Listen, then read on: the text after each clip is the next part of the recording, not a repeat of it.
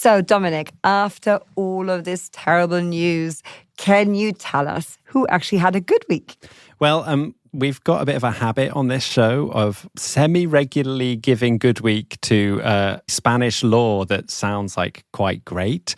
So I'm afraid this good week is going to be filed in that category once again because Spain is getting good week for its attempts to limit food waste, thanks to a new law that came into force last week to reduce the amount of food that is wasted. Nice. Very nice. Are you a food waster, or are you very good with making sure you eat everything on your plate and cook everything in your fridge? I'm ashamed to admit I probably used to be when I was traveling the world as a roving reporter, because you eat on the road a lot, you buy food, but then you're never at home, so you chuck it out. But I like to think that I've improved, not necessarily because I'm a better person, but I have a child now and kids are expensive. So you really have no option but to recycle what's in your fridge. What about you? Yeah, I tried to do my best too. Actually, yesterday I cooked some shiitake mushrooms that had expired more than a week before. And so I felt like I was doing my bit. Adam's still alive. Do we have an ambulance on just on hold? Is there anyone medical aid nearby? Well, it was a good lesson that sometimes you can take a risk if the food still smells okay. I mean, don't take advice from me, anyone. I'm not a specialist. But anyway, back to this law. This law aims to reduce food waste at every point in the food chain, from harvesting to distribution and from restaurant waste to household waste. But I thought I'd give you a few of the highlights of these specific provisions in the law, if you can bear with me. I'm all ears. So one of my favourite parts of the law is that restaurants and bars now have to provide containers for customers who have leftovers that they haven't finished. They have to provide a doggy bag. That's really great, by the way. It is great, isn't it? Yeah. I don't think they're going to make you take the food home if you haven't finished it, but I quite like the idea that they'd be like, you didn't finish your plate, so you have to take it home. Take it. No, take it. Unfortunately, all-you-can-eat restaurants are sadly but sensibly excluded from this rule. Another thing I like in the law is that it makes it illegal for stores to discard misshapen fruit and vegetables because of their ugliness. So they are allowed to sell the wonky fruit at a discount, but they cannot merely reject it or discard it. Stores and supermarkets are also meant to encourage the sale of organic, seasonal and locally produced products. And the bill encourages the practice of providing discounts to customers for food that is nearing the expiration date. That's something that actually happens a lot already, but it's hoped that it will become even more widespread. Another key part of the law is the introduction of a requirement for all stakeholders in the food chain to have a new food waste prevention plan. This one isn't as glitzy and headline grabby or fun to talk about, like the wonky fruit, but it is a really key and central aspect of the bill. Companies will have to self-diagnose their processes and potential food loss problems and identify ways to minimize their waste. This part of the bill requires quite a bit of work for a lot of companies in Spain. So they're being given a year from now before they have to have this prevention plan in place. And the final thing I wanted to mention is that the law also makes it a requirement to donate any unsold food to food banks or NGOs. That's great. And if the food is not appropriate for human consumption anymore, then it should be used for animal feed. And if it's not appropriate for that, then the last resort is for compost or biofuels. And now, before you start getting worried about how all these new regulations are going to be bogging down small businesses in Spain, you should also know that small businesses and small farms are exempt from some of these rules. So don't worry too much. So what are the punishments for businesses that don't follow the law correctly? Well, there are fines for minor infringements ranging from a warning to a fine of up to 2,000 euros. More serious infringements could see fines up to 60,000 euros. Wow. And if you have a second serious infringement within 2 years, you could receive a fine of up to 500,000 euros, which is a lot of money. That's what I call putting your money where your mouth is. Yes. Sorry, the puns continue. But yeah, as you pointed out, this law seems to be really covering a lot of bases, and these fines sound very serious to me. Yeah. Presumably, this is because food waste is quite a big problem. Do we have any idea how bad an issue it is? We know that food waste is a huge problem indeed, and reducing or ideally eliminating food waste would be an incredible step forward in our climate goals because of the huge environmental impact of farming and transporting all of this food that doesn't get eaten. It's such a waste. It's a waste of resources, it's a waste of land, and it's not just a marginal thing. The United Nations estimates that around 30% of all the food produced in the world ends up being wasted or lost each year. Oof.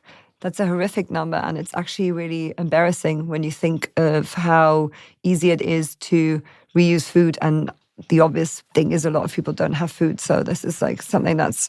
Well, exactly, yeah. Hunger is spreading across the world. And to give you another statistic, the UN estimate that 281.6 million people suffered from acute hunger in 2023. And yet there is enough food in the world for this not to be the case. So it's not only an environmental issue, it's really an ethical issue. I guess that's like saying there's definitely enough money in the world and enough rich people in the world who could help address world hunger. Hello, Elon. Yes, and he's yet back. He's in space rather than being in places where it matters. Well, I don't want to bash him too much, but yeah. No, well, I think we're bashing him an appropriate amount tonight. If we look at Spain specifically, if we look at the stats there, the Ministry of Agriculture claimed that 1.183 billion kilos of food were thrown away unwanted within households alone in 2023. Now, to get a sense of how much food that actually is, I asked ChatGPT how many servings of patatas bravas that would be. So ChatGPT estimates that 1.183 billion kilos of food waste is the equivalent of 4.73 billion servings of patatas bravas wasted in Spain. Dios mío, that is a lot of wasted patatas bravas. I also think this is precisely why ChatGPT was invented. So well done for giving it its appropriate use. This is great. Thank you. But on a more serious note, it does sound like the Spanish law is clearly necessary. Having listened to this podcast before, I am aware that when you're talking about a law that sounds great, there's often a twist. Does the law also have critics? Yeah, you know the show well. There are, of course, critics of this law. I've read some criticisms that the law has just been watered down from its first draft, which was published many years ago. And the director of a food waste foundation, Espigoladors Foundation, was interviewed in El País, and she said that she was disappointed that apart from some training, the law isn't very consumer-facing, which she sees as a shame, seeing as most food waste in Spain actually occurs in the home. There is also another weird thing that happened when this food waste bill was going through Congress. Oh, yeah. An amendment was passed by a coalition of parties led by the Conservative People's Party that removed the wolf from the list of wild species under special protection, effectively lifting the ban on wolf hunting that has been in place for wolves north of the Duero River since 2021. Well, I have to ask, what has that got to do with food waste? The poor wolf. Yeah, well, it's a very good question. The argument that was made was that wolves create food waste because they eat livestock that is intended for human consumption. These politicians claimed that 14,000 sheep and cattle are killed each year by wolves, a figure which I must say environmental critics say doesn't have any scientific basis. Interesting. But the right-wing parties say that from those 14,000 animals that are supposedly killed, 4 million kilograms of meat are wasted. I mean, I'm sure vegetarians don't really care much about this. That's very true. But yeah, that happened. And it means that wolves can be hunted again, which is a rather weird twist to this food waste story. I knew there was something iffy about it. Yeah. So this does definitely sound very strange.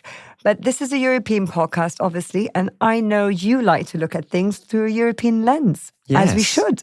So I wanted to ask, are there actually any food waste rules on the European Union level? Well, I'm pleased that you asked, because there are actually currently reforms to the EU's Waste Framework Directive, which I'm sure you know all about, Nina. Absolutely. That's going to be my next topic. Yeah, those reforms are working their way through the EU machinery as we speak. A draft revision to the directive has already been confirmed by the EU Council. The changes that have been provisionally agreed include some measures about fast fashion, but also things about food waste, including vitally a 10% legally binding target for reducing food waste across the EU by the end of this decade. Wow. So this revision to the Waste Framework Directive still needs to be formally approved by the legislators, the European Parliament and the Council. But I spoke to an EU source and they told me that the directive is expected to be formally adopted during the first week of July by both of those bodies. So some new EU-wide efforts against food waste seem to be on the horizon. I think we can also expect a pushback against more directives again from the EU, which seems to be a topic. Yeah. But for now, I think we can celebrate it as a good week for limiting food waste, despite the slight caveats. Yay! Oh, and actually, I wanted to mention that this is a story that I only heard about thanks to our wonderful Patreon supporters on our community chat. So thank you to Ron for bringing this story to my attention. Thank you, Ron.